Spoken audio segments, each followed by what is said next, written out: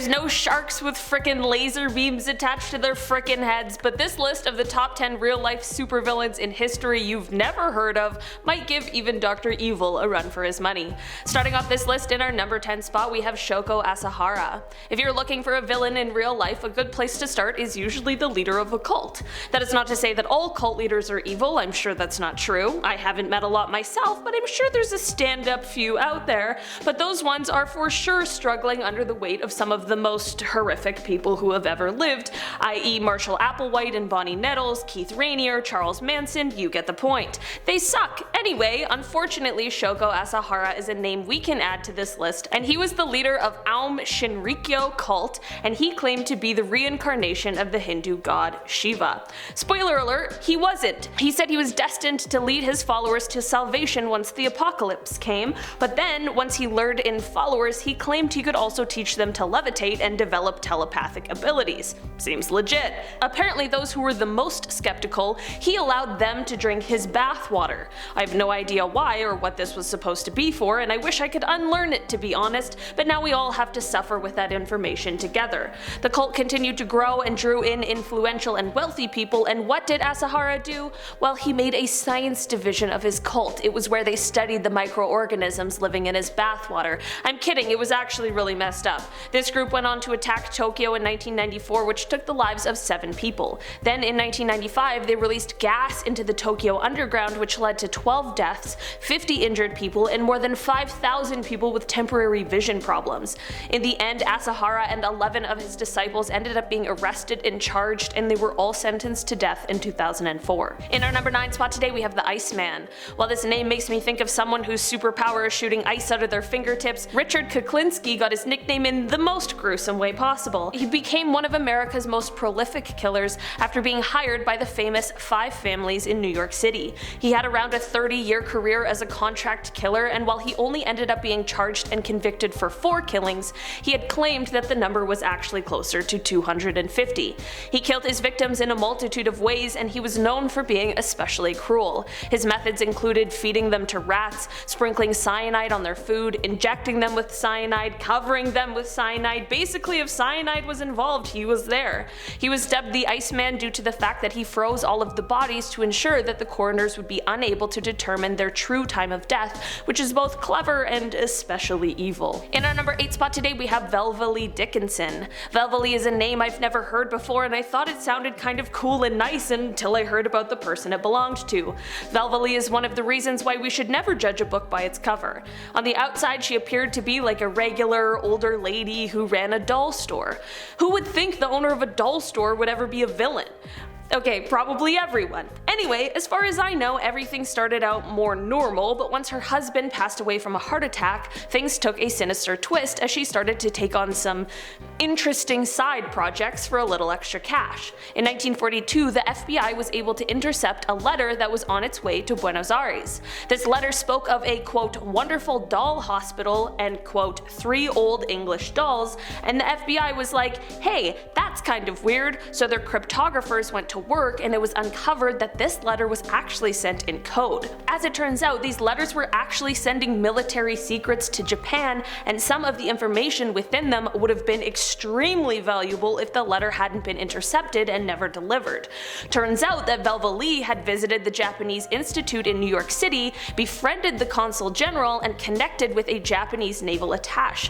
The FBI arrested Dickinson, and upon doing so they found huge amounts of cash along with the instructions for the code she was to use in the letters. She ended up being sentenced to only 10 years in prison. In our number 7 spot today we have Vladimir Kozak.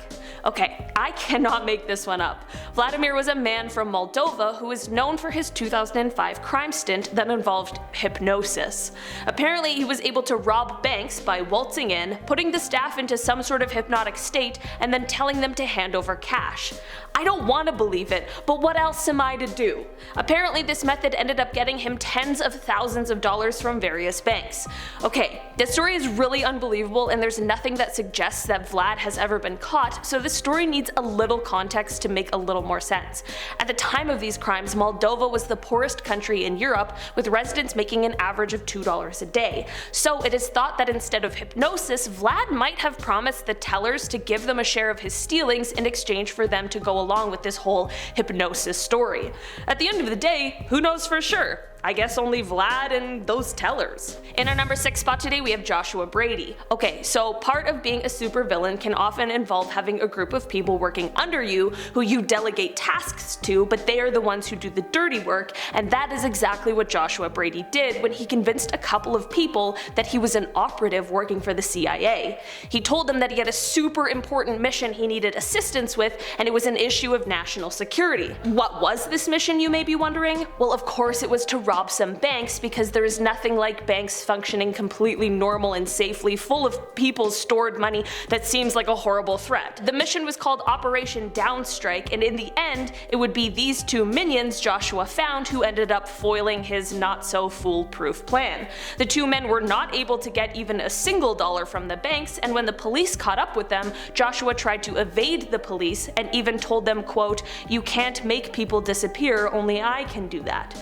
What a super villainy quote for someone who had the worst plan ever.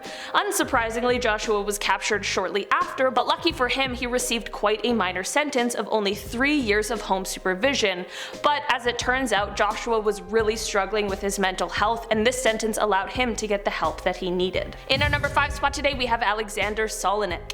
Alexander's villain origin story is one that starts off on the side of justice, as he got a job as a police officer in Moscow, but when it was discovered that he wasn't exactly, well, a good person, he was dismissed from the job. After this, he spent some time as a gravedigger, which is a strange transition, but again, we're talking about his villain origin story, so it doesn't have to make sense to us. He then was caught and sentenced to 8 years in prison for a crime that he had committed, and it was during this time in prison that he started to make some contacts with the Russian mafia, because they were impressed that he was able to take down 12 inmates who had tried to harm him all at the same time.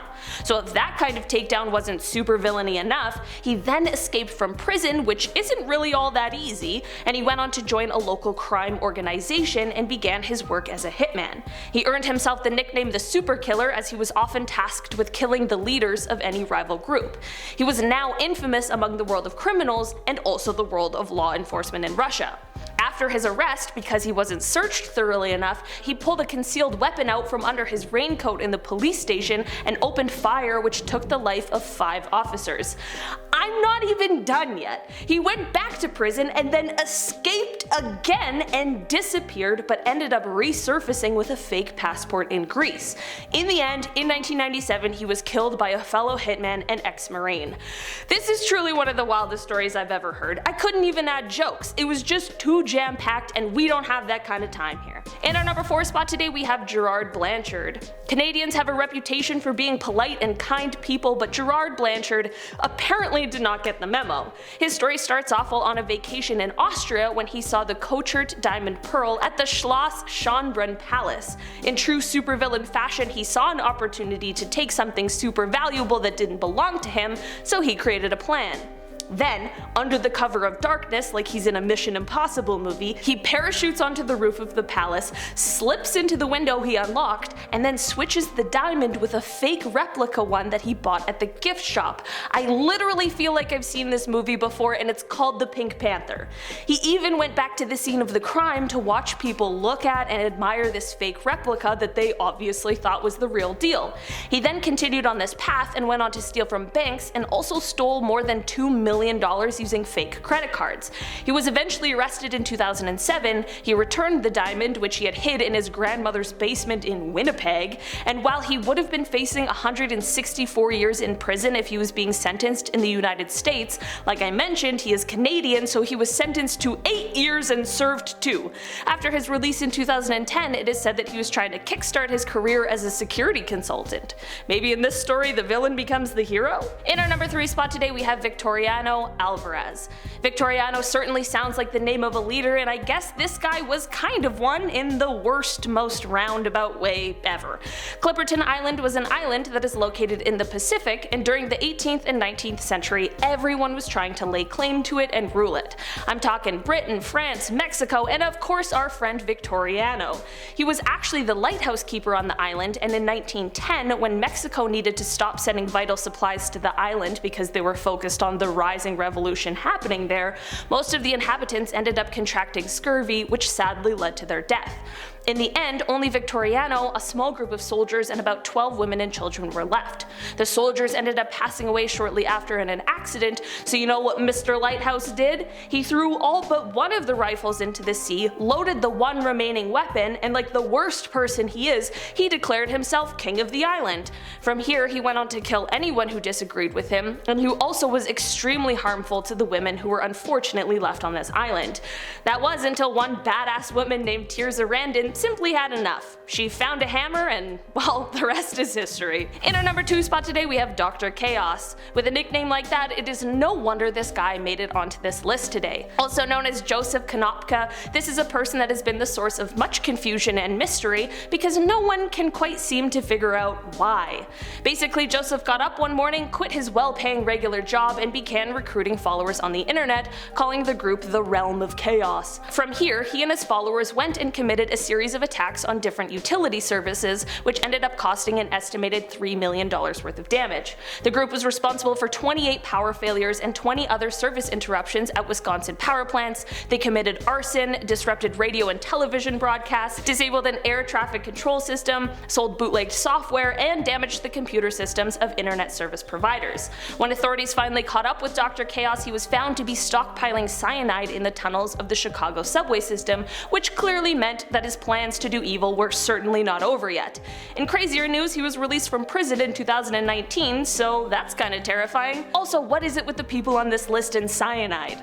In our number 1 spot today we have Marvin Heemeyer.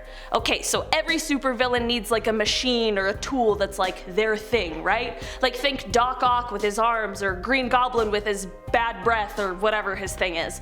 Well, these villains don't have anything on Marvin Heemeyer, who built what was referred to as the Killdozer. Yeah, that sounds absolutely terrifying, right? It is. Basically, long story short, Marvin was the owner of an automobile muffler repair shop and lived in Granby, Colorado. After multiple disputes between Marvin and the city over zoning as well as health city accordances, Marvin had finally had enough. While the fight over fines were happening, for a course of 18 months, Marvin secretly modified a bulldozer by adding different layers of steel and concrete to make it bulletproof, and then he equipped it with cameras, and then he had 3 gun ports for 3 different kinds of rifles. In the end, he went on a 2.5-hour rampage in this thing that caused approximately $7 million worth of damage. In the end, no one's life was taken except for Marvin himself, which was unfortunately done at his own hands. This truly is one of the most insane stories I've ever heard, and it has an absolutely tragic ending. I could not believe I have never even heard of it before. Alright guys, that has been our list for today. Thank you so much for checking it out. I've been your host today, Olivia Kozlowski, and I'll see you next time. Bye!